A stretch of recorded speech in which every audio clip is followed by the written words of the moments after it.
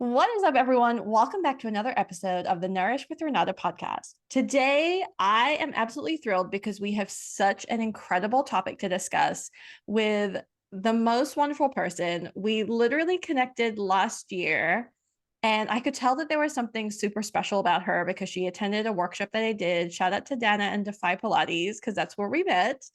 And then what was so funny is that we happened to reconnect again earlier this year at a cooking class. And you know, when you just meet someone and their energy is so like charismatic and magnetic, that's literally what I felt. And I was like, can we be best friends? And then luckily, I just stalked her on Instagram and she replied very nicely back to me. But what's been awesome is that we've been able to connect and really talk deeply about the subject matter today. But first and foremost, I have to introduce you to Alexia. What's going on? Hi, that is the nicest introduction I think I've ever received. So thank you. And the feeling is mutual. Like um, I just remember feeling starstruck when you started like replying to my Instagram Oh, stories. I was like, oh my God, I was like she thinks what I post is good. Because I feel like you're such a wealth and like I really admire everything that you do and everything that you post.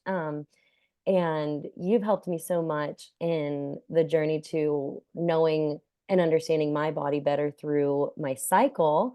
And everything that I learned, even just from that workshop that we did the first time at Defy, it was so helpful. And I still do some of like the seed cycling and whatever. Like I'm just so much more attuned to the foods and the things that I should be eating to sync better with my cycle. So. I love that. So we got to let everyone know what it is that you do as well, because I think that's a huge component of today's conversation.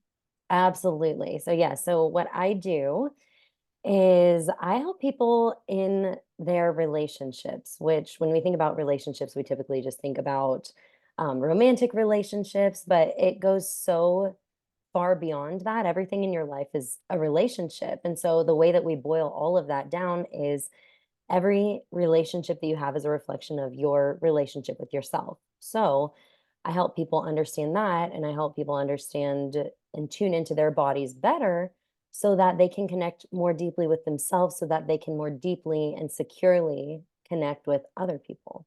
So once we dive into our own emotions and our subconscious energy and everything like that, and know how to love ourselves better, we magically, as if by magic, are able to have more stable and nourishing relationships. Isn't that incredible? I love that. Thank you. So this really leads us as the perfect segue into today's topic, which you came up with. So huge kudos to you because basically came after we met up in person and we were chatting about all the things.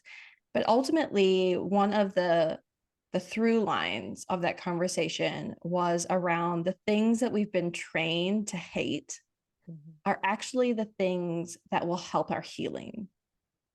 Yeah, yeah.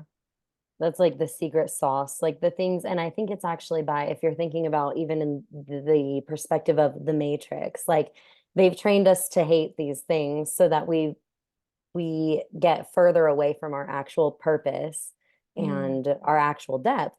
But the matrix is necessary. That's something, well, we can get into that later. But anyway, the things that we've been trained to hate, or the things that are at face value, just uncomfortable or hard, we have been trained to hate. But when we learn to love those things and learn to understand those things, it's actually the keys to our deepest successes, healing powers, how we heal ourselves, love ourselves, feel more at peace. So let's talk about the cycle then, because we started off by talking about that. And Yeah. specifically for you, I'd actually be really interested to hear like when you first learned about the menstrual cycle, Mm. what were your thoughts? What was your conditioning? What were the things that you hated about it? Oh my gosh, I was so thankful that my mom actually taught us about our menstrual cycle at a young age. But it was like one of those things, like there's a phenomenon in like psychology where like I was like, well, I know my mom has a period, but I was like, that is not going to happen to me. Like I don't do that. I was like, she bleeds. No, no, thank you. And I remember like being a kid and um just pretending like that was never going to happen to me. And so then And I remember when I first got my period, I was 11 and I actually hit it. The first cycle, like, I didn't tell anybody, and thankfully, I had an older sister who I, like, had sort of observed, like, "Okay, she uses pads, like, this is how you do whatever." But I didn't tell a soul because I was just so embarrassed, and it's just so funny because, like, my mom it wasn't like my mom was so closed off about it or whatever, but in some way or fashion, I was like, no, this is so embarrassing," you know? Yeah. Um, and, I couldn't even pinpoint exactly what I hated about it or what I was, like, avoiding about it, but I just remember being like just kind of being like, "No, this doesn't happen to me," like, just extreme avoidance, and, I don't know, maybe it was because I was one of the first people, like, of my age group, because like, 11 is pretty young still, so I don't know if I just felt really weird or what, I don't know, maybe fear of being seen even too, because like, as you become more womanly, you become more, like, voluptuous, curvaceous, whatever, so I don't know what it was, to be honest, but I just remember feeling so much shame around it. Isn't that so interesting? Like, even with Mhm. your mom talking about it so openly, which kudos to your mom, by the way. Mhm. Like, that is really like fast forward to today. Like, I feel like now women are much more open about speaking about their cycle to their daughters. But Yeah. back in the day, and not saying that you're old or by any means, but No, just thinking but it about, was.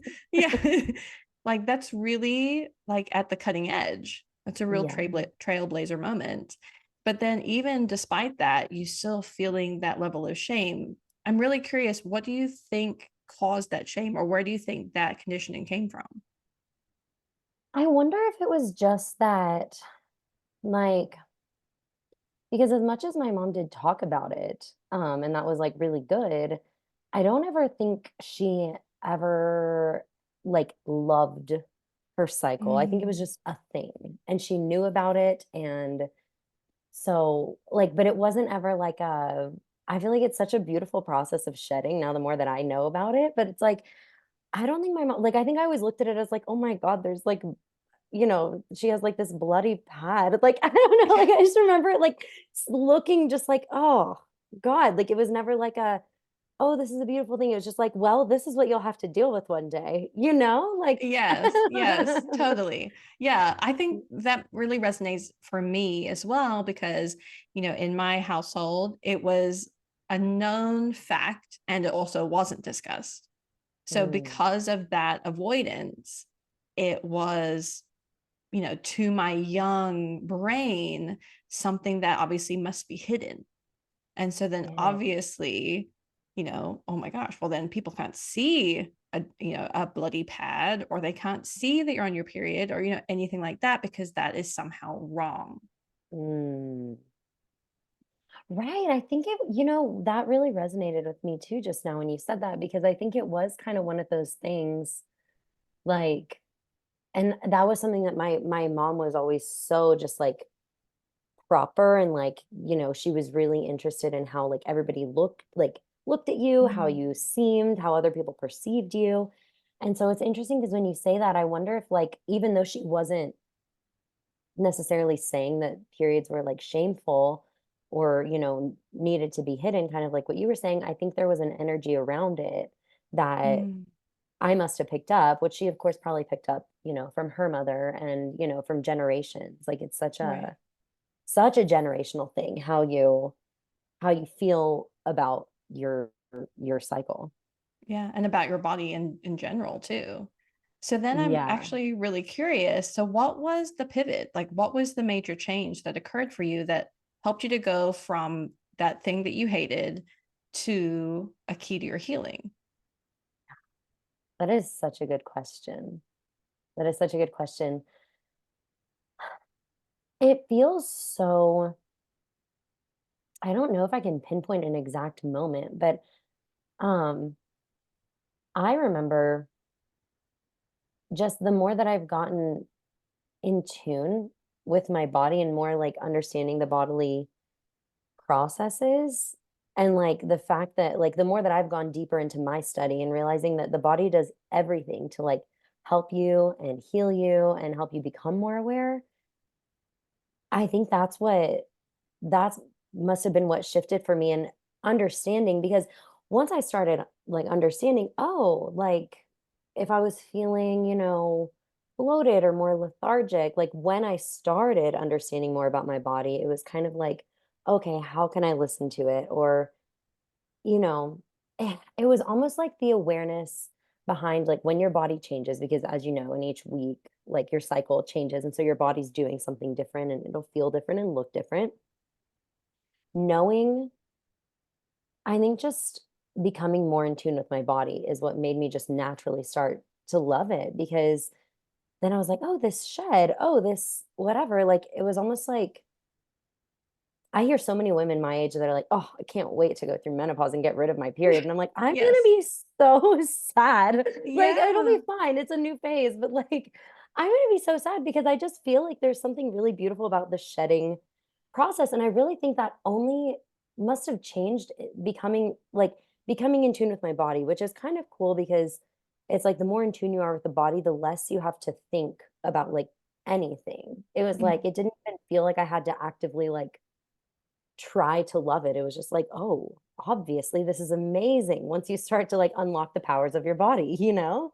Yeah. And I think to your point earlier as well, when we're so focused on the perception of things like the outward, the external, that's for me, I would say one of the reasons why myself and other women might struggle with loving their cycle, because from the outside it's supposed to look a certain way. I mean, look at all of the commercials and the marketing around period products. Like it's like, oh, I'm joyously running around like not at all bloated and my hair looks awesome all the time even while I'm on my period.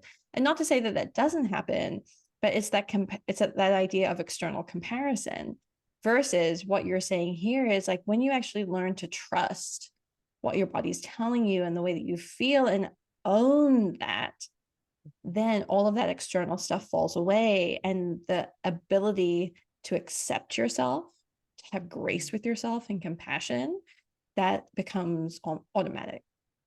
Yes. Yes. Oh my gosh. And as you were saying that too about like the perception and like all the marketing, you're so right. That even got me thinking about the condition, like what beauty even is. You know what I mean? Like, oh, all these women like jumping around with like beautiful hair and stuff. And it's like, because many women don't actually look like that on their period, we're like, oh, it looks so ugly, like, oh, like this and that. And it's like, well, beauty is not just looking perfect and hair done up and so it's almost like this conditioned idea of what beauty even is, Mm. which could also keep us in a cycle of rejecting ourselves in whatever phase that we're in currently, you know? 100%. Yeah. It's like this self fulfilling prophecy because you're constantly looking at yourself and seeing what you're not measuring up to, even though that's some very, very heightened non reality. Yeah. Exactly. So I Exactly. really love talking about this with you specifically because I feel like you fully embraced your cycle and really like leaned into syncing your life with your cycle too. Is that fair to say? Yes. Oh my gosh, totally. Totally. And I think like for me, it's it's been kind of a fun thing. Like I actually enjoy never thought I would say this, but like I enjoy being on my period because I'm like, oh, I get to take extra naps now, which like I can take an extra naps at any time, but I'm like, I know for a fact my body could really use this. And so it's like, Yeah. any reason to just like rest a little bit more and sleep. I enjoy it because I'm like, oh, this is fun. Like, okay, how do I want to cocoon today? Like in my Love that cycle. question. How do I want a cocoon today? I need to put that on a t-shirt. Right. Oh my gosh, I love that. You have so much like I think I said something like at the Defy workshop that you were also like, we need to put that on a t-shirt. So I'm like, I think you have some really good ideas for merchandise, honestly. So Someone just needs to write down what those ideas are because I completely forgot the one at the workshop. So I yeah. think it was, yeah, it was something about like the shedding. I think I said something like, I love a good shed. Like Oh, yes. Oh, that's so good. Okay, you're right. We definitely need to put on a t-shirt. Well, and plus I also want to mention if it's okay to mention this Yeah. because you had spoken to me before we started recording about how you're currently on day 1 and Hmm. like this is a really interesting time for you and for many women. So usually day 1 is going to indicate first day of the bleed. And many women around this time feel quite low energy, quite low mood, and things like that. So, number one, kudos to you for coming on the podcast on day one and being able to share and verbalize your thoughts so well. Like, this is going to be a wonderful episode for so many people to listen to, but also like to honor what their day one is and what they need. And specifically, what I wanted to talk about was like how you approach this idea of shedding. Mm. Yeah, I love that's such a um that's a such a profound observation. Yeah, for my cycle, what I found is that what most people experience through the menstrual cycle when they're actually bleeding is how I feel during like the luteal phase. Like leading up, I feel a lot more tired. But when I start the shed, I start to like clear up a little bit. Like my brain kind of feels more clear. Um, but I think what helps is because I know about this, because I know, okay, day one of my cycle, um, like this morning, I was able to kind of move slow. I wasn't like putting pressure on myself to do like my strict morning routine and all that. I don't have a strict morning routine, but I have a routine in the morning, but it's based on what I feel like that day and depending where I am in my cycle. Um, but because of that, because I was like, because I knew I was day one of my cycle, I had like a meeting this morning and then I ate my breakfast slowly. I definitely was good to be like, have a nourishing breakfast. And then I literally did a little bit of work from my bed, like laying down, and then I took a nap. And then I got ready for the podcast. So, like, I think just knowing, okay, like knowing how to nourish the energy and do that and not fighting your body's cues has helped me just kind of like feel really good throughout all of it. You know what I mean? But I know that, like, even too in the luteal phase, like, prior to this, a few days ago, like I was having struggling a little bit with body issue, like body image issues, um, just feeling more tired, feeling just a little bit like more in a fog. But when I was like, oh, I'm in my luteal phase. Okay, we don't have to go down any of these rabbit holes. Like just let it be what it is. And when you Mm, just let it be without resistance and figure, okay, what do I need? What do I need? How can I nourish myself? And sometimes it's just letting it be whatever it is. And sometimes there's like actually things that you can do to support yourself to not feel like you're completely, in a haze or whatever, you yeah. know? Yeah, I love that. I think that is one of my biggest takeaways, and it's truly around honoring what you feel like. So, Mm. what nourishes you? What nourishes your energy, just like you spoke so eloquently around? It's really about let me figure out my own unique essence during each phase of the cycle and how I can lean into that and not fight it. Right. Right. And that's exactly what that kind of goes hand in hand with how I help people in their relationships as well. Because I think a lot of people think, oh, just because they're experiencing a difficult phase with a partner or they're experiencing like a painful breakup or something like that, it's like the difficult issues, they look at it in a black and white way. And it's like, oh, this is good, this is bad. When really it's just data for us to tune in more deeply. And it's like, okay, what can I do? Obviously, this came up for a reason. So, what can I do to nourish myself in the process? Whether that's your cycle, whether that's your relationships. And it's it's pretty revolutionary, actually. Yeah. Well, I think this is awesome because it leads us into some of those really hard and challenging emotions. And many times when these emotions come up, these are the ones that we're trying to avoid or that we've been taught to hate, just like we've been mentioning. So, how do Hmm. you approach that? Because I know for many people, including myself, at various times in life, that feels really hard. I don't know if I want to do that. I think I want to just like go lay under the covers or hide away from it. How do we learn to love that uncomfortableness, that really challenging emotion? Yeah. Yeah. And that's such a great question because, like you were saying, like attuning to your cycle, it's like each woman generally has the same cycle, phases of the cycle, but it's going to express a little bit differently for each person. But I think the uncomfortable feelings, what I find is that uncomfortable feelings are intensified the more that we think about it and obsess about it. But the more that we feel into it, like the wisdom kind of just opens up. Like you kind of just understand it. Or like after like If you've ever experienced like that really like deep dark phase, and then all of a sudden you have this breakthrough, and like everything is beautiful after you have this huge breakthrough, and you're like, wait, I get it, or it all makes sense, or you have like a really hard conversation with like your partner or something, and then all of a sudden you have a deeper understanding and it feels so much better. I think what keeps us from going into those is we're thinking about how hard it's going to be instead of just tuning into the body and feeling into it. But I think the problem is we're so used to figuring things out with logic, and Mm, we're not really taught how to feel in our bodies, like similarly to how we are not taught about how to care for ourselves in our cycle. No one teaches us as we're growing up how to care for ourselves, how to care for our emotions, if anything. And if anyone grew up a little bit like me, they were taught like your anger is bad, stop that, don't talk about it. Like it wasn't, hey, how can we help you express your anger? How can we help you express your frustration? It was just don't do that.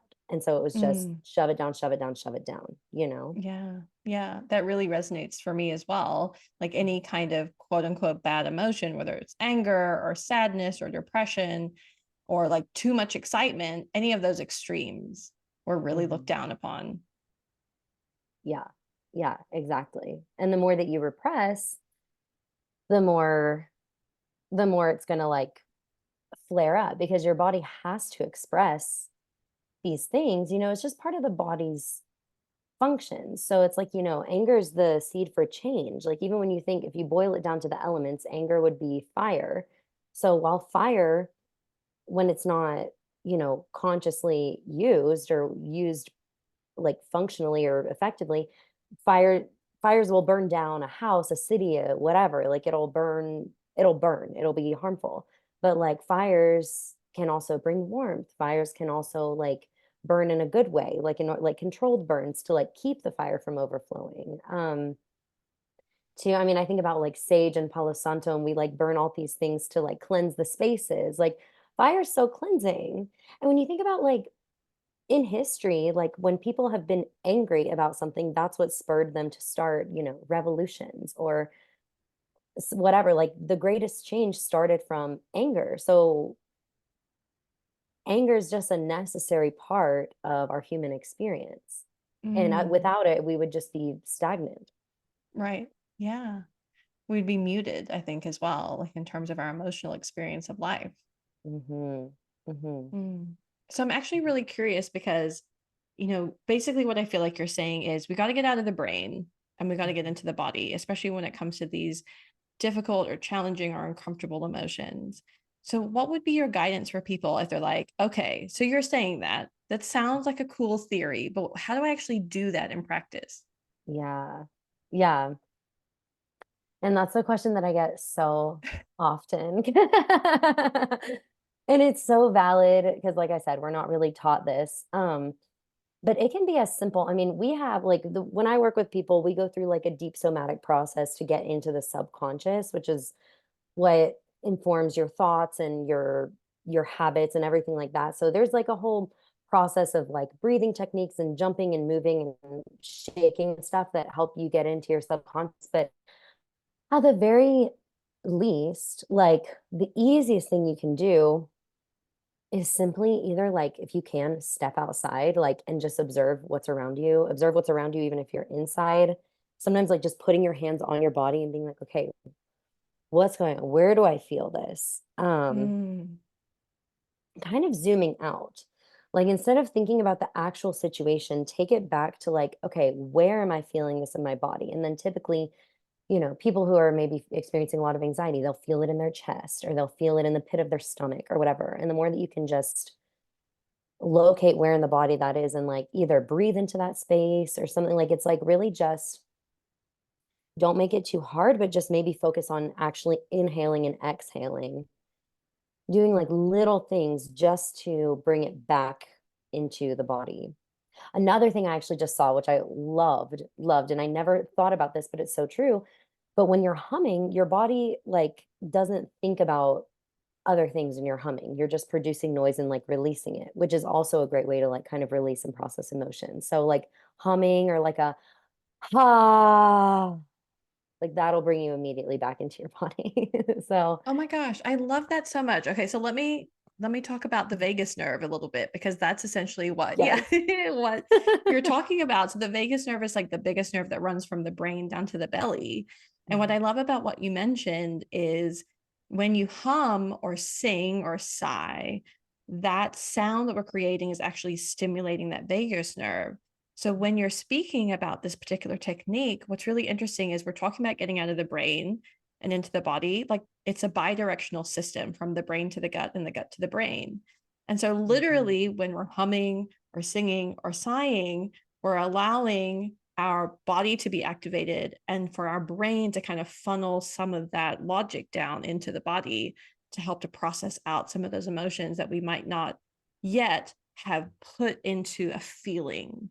And then we can Mhm. think about that, we can voice it, or we can just get it out of ourselves. Yeah, right? Like the emotion or like the answers will either just come to you or you can just move through it and, feel something else. Like I remember there was a day like somewhat recently, there was a day where I just like was so triggered by various things. I was like in a really anxious state. I was trying to figure out all these things. I was like just in this like state of go, go, go, go, go, do, do, do, do, do. And I got home and I had a client like later that day. And I was like, I cannot show up to my client this way. Like, I'm not okay. So I just started like taking my pillow and like whacking it on the bed. And I was like, and I started voicing the things. And thankfully I was alone. But I mean, even like whatever, whoever I end up living with, like maybe they'll just have to learn this about me. But like, I started just like voicing the things that I was frustrated about. I started like yelling about it, whacking the pillow, whatever. And within a few minutes, I started actually to feel like kind of an anxiety attack come in, which again has been framed as like a bad thing. Mm. But me knowing what I know, like letting that come out, I was like, oh, it's like, okay, this is good stuff. So then I was just like breathing and like letting all the things happen, the process happen. And then not even 5 minutes later, everything was out. And then I was calm. I let myself have a little cry. Like, and just doing that, like my whole day's worth of anxiety in like about 10 minutes was like neutralized because I just let myself be with it. I let it process through the body. And then I understood. I was like, okay, this is what's actually happening. This is what's clear because my body just was able to process it. And then I was able to show it for my client. Everything was good. And then beyond that, then I had this whole stream of creativity that came in. So I created a bunch of content, whatever, like, and not that it's about your productivity, but it was interesting that I had to go through that process to unlock a new level of wisdom about things, to get a new, like on a new path of creativity. And then everything was fine. I was able to serve my clients so much better. And it just took me letting my body do what it needed to do to get the emotion out. Wow. That is so number one, cool and Mhm. powerful. But I love how you talked about it was not necessarily a structured form of movement. It was really about listening to going at the flow of what my body needed right then. And it was voicing, it was hitting the pillow or like slapping the pillow against the bed, Mhm. whatever the case may be. But it was really like allowing yourself to like process the emotion out through movement, through voice, through Mhm. tears, like kind of like how we talked about shedding. That's one of the reasons why I really love talking about the menstruation phase, because if you can reframe that whole thing, which is what we're talking about today, if you can reframe that whole thing that you've been taught to hate as a way of release, as a way of moving past what might be holding you back in terms of blockages, there's so much abundance on the other side of that. Mhm. Mhm. Exactly. Exactly. And even just that, yeah, even just that knowing and that understanding of your body's really wise. Like, I mean, sometimes in our own ego, we're like trying to figure it out and do all the things, but like our body's so much wiser than our brain and our thoughts because what we're thinking is just based off of what we see and what we know. And I say this all the time because it's like, it's so scientifically like simple, but I don't think people think about this is like when you are trying to think about everything, you're basing all of it on only what you see in front of you and what you've known from past experiences. But the reality is, if we're basing it on what we see, we're looking at everything is made of atoms, and atoms are only this much matter, 0.001% matter, and 99.999% energy. And what are emotions? They're just energy in our bodies, energy in motion. And so our emotions have a lot more wisdom, because when we're just seeing a little bitty speck of what's actually going on. And we're only seeing based off of our own experience. When our body can sense so much more, our emotions are beyond time and space. Like, the body's going to tell us exactly what we need, you know? So it's like the more that we can just trust the body and the body's processes, the more we can just let ourselves be in a kind of in a state of observance, and then we can act based on the wisdom of our bodies. And then that's a lot more like, it's very trendy to be like aligned action. That is aligned action, is Mm, just listening to your body and doing what you know is going to be best in accordance with yourself and what needs to be done or what needs to be understood or whatever, you know. that is so beautifully said. I love that. Yeah. That's why we're so aligned as well, because we're both about getting in touch with the body Mhm. and not allowing that, logical mind to take over so much, but really like listening to what the body is telling you. Yes, exactly, exactly. And I think a huge part of that, especially as a woman, has been knowing and understanding my cycle, you know. So it's, yeah, it's really powerful work when you know how to best harness the energy of your body. Mm, Yeah. so good. Okay, I Yeah. hate that we have to go. I know. We could probably talk forever. I was like, there's a million other tangents we Yeah, could go on. right. Totally. But I know that I want to make sure, that anyone listening to this has really tangible opportunities to implement some of the things that we've discussed today. And so my last question to you then would be, what would be your three main tips or steps that you would want to share with someone who is listening to this and is resonating with the discussion around, yes, I have been taught to hate certain things about myself Mm, and I'm ready to let that go. What would be your steps or your tips for that person? yeah. One, it would be, as I said, like tune into the body, like do as much as you can to be connected to the body throughout the day. Like make sure you go outside every day. So some kind of connection with your body. Feet on the ground would be an amazing thing, like bare feet on the actual ground would be amazing. But anything to connect in some kind of way. Um, Two, I would always look at everything with the lens of does what am what is this reflecting about me? You know, because it's easy to look at everything, your circumstance, your situation, the people in front of you, and look at like, oh, all of what's happening as a separate entity, but it's actually just a reflection of you. And if someone or something is really bothering you or upsetting you or whatever, what does this reflect about me and how can I take responsibility for that?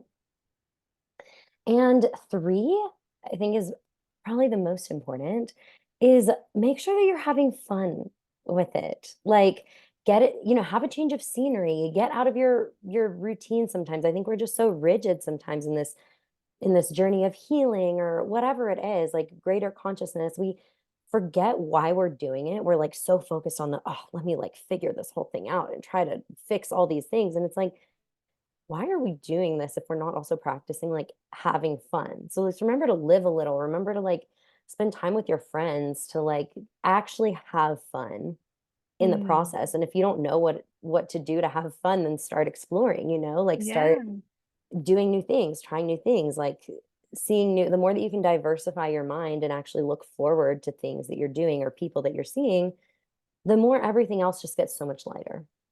I love that. That is literally, like I already said this, but it bears repeating. Like it's so aligned with one of the first things I ever teach anyone in my coaching, and that is about boosting their oxytocin. I don't think we talked about this at the workshop, did we? I don't think so, actually. So the reason why I bring this up is because, joy or pleasure, specifically the word pleasure, is connected with oxytocin because it's a love hormone, it's a connection hormone. And what's really interesting is it's one of the most powerful hormones in our body. But for us as women, when we continually give to others, like we're helping, your parents or your siblings or work or your neighbors or the kids, whatever the case may be, we actually deplete our oxytocin. And we're not necessarily good at replenishing that. So the idea of boosting your oxytocin is by doing activities, just like you mentioned, that are fun, that bring you joy, that bring you pleasure. And that's one of the first things I always teach people, because without that, what's the point? Like, why do something if it's going to bring you misery? Mhm. Instead, let's look at life as a potential for ultimate joy. And from there, that's actually going to increase our health and wellness too. Exactly. Exactly. And it's actually amazing what you said, like, as you increase oxytocin, like, the way that the body will naturally start to heal itself when it experiences more oxytocin, and more joy. Yeah. Your body will be in a better state, so it's gonna be able to, like, function better, honestly. Yeah, yeah, it's wonderful. And I love how you mentioned that as your third point, because it's so important, especially when we're on various healing journeys, to get bogged down in the seriousness of it, which it can be for sure. Mhm. And don't forget to give yourself some joy. Mhm. Mhm. Exactly. Oh, Exactly. this is so good. Oh my gosh, I feel like we're just scratching the surface as well. Yeah. We could do so much, honestly. We'll just have to come back for more. Exactly. Yes. Well, I gotta let everyone know, or I'm gonna ask you to let everyone know how they can get in contact with you, because you have amazing content. You have such great reminders on continuing to work on the relationship with yourself and obviously with others too, if you so choose. So how can people Mhm. contact you? Yeah, so probably the best way to connect with me is on Instagram, and it's just my name, Alexia Sitaras, but that'll be written. And then if you would like to go deeper, I have two online courses. One is called How to Make Your Breakups Your Bitch. It's all about becoming hotter and more attractive in all of life's transitions. So it doesn't even have to be a romantic breakup. It can be like any kind of phase or whatever that you're transitioning through. I also have called As If by Magic to really help you tune into the body and the subconscious. And that's exactly what helped me become a lot more um, in tune in so many ways. It actually helped me heal chronic illnesses as well. So again, the health of the body, it helped me start repelling douchebags that I was dating and attracting more like better men. So anyway, How to Make Your Breakups Your Bitch and As If by Magic. Those are my two online courses.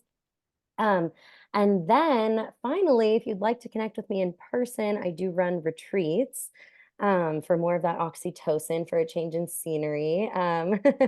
We do all of this work and more. It's called Authentic Retreats. I run them in both Greece and Sedona, where I have Greek heritage. I live in Greece half the year, and then Sedona I used to live full time. So I give people the authentic experience beyond like tourist attractions and stuff, so that they can really have a beautiful experience while connecting more deeply with themselves and the people that also come on the retreats.